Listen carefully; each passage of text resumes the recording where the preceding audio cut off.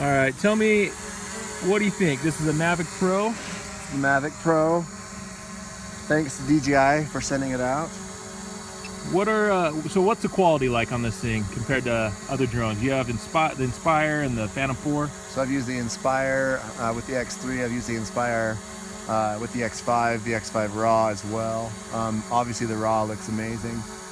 For a quick portable drone, this is, I think, a really great way if you're traveling a lot. However, if it's me and it's more of a controlled shoot, I like the maneuverability and just the ease of the Phantom 4 still.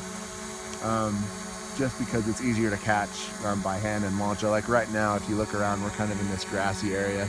It's really kind of sketchy to take off in little areas like this. I suppose you can launch it from your hand or something like that, but you know, it's not really the safest thing to do. As far as landing it, it's a lot more challenging in grass. I will hand catch this just because I don't want it to land in the grass and, you know, mess a prop up or something like that. But it's a very stable drone. Like, it's very controllable. It's a lot. It seems to be pretty nimble too. I haven't really nailed down the tuning on this the way that I would like to. I have to adjust my gain and my sensitivity a little bit more, but it's doing pretty good. Like, I'm getting the hang of it. I've probably only flown it 5 or 6 times.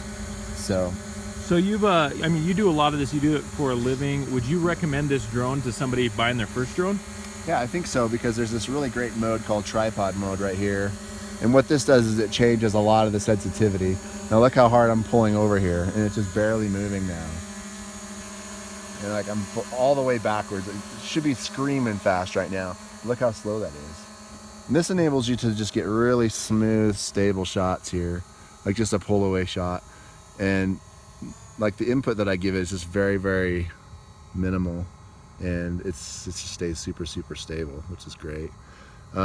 Like all DJI drones I've seen, it still has issues with horizon tilt, but you can easily change that. I think the biggest thing to combat that is to take off on a level surface, which, you know, when you're out in the bush like this, it's kind of hard to find. But I had it already like a minus 0.8 or something like that. So but yeah, I really like this tripod mode. So if I'm doing like a really delicate shot, I will do that.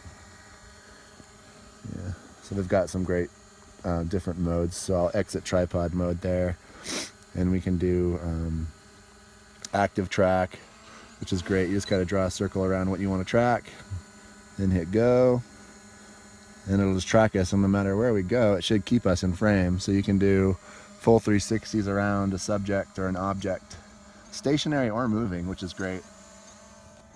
And see how it kind of just follows us 360, and it keeps us perfectly in the frame. And if we can increase altitude, and it'll change the gimbal pitch to keep us in frame. And that's great, because that's what every filmmaker tries to get that shot, and half the time when you're trying to do that without that unless mode, you're like really good at video games like me, you pretty much need something like this. I rarely use this mode just because I prefer the more analog kind of input. Well, tell everybody, where can they see more of your work, and where can they find you on Instagram and YouTube? So Instagram is Chris McEpic Films. My production company is Chris McClain Productions. You can find me at chrismcclainfilms.com. I mostly specialize in weddings locally here in Utah, but travel worldwide. But yeah, it's great fun. Hey, well, thanks for showing us your awesome Mavic. Cool guys. Go check them out. Thanks, guys.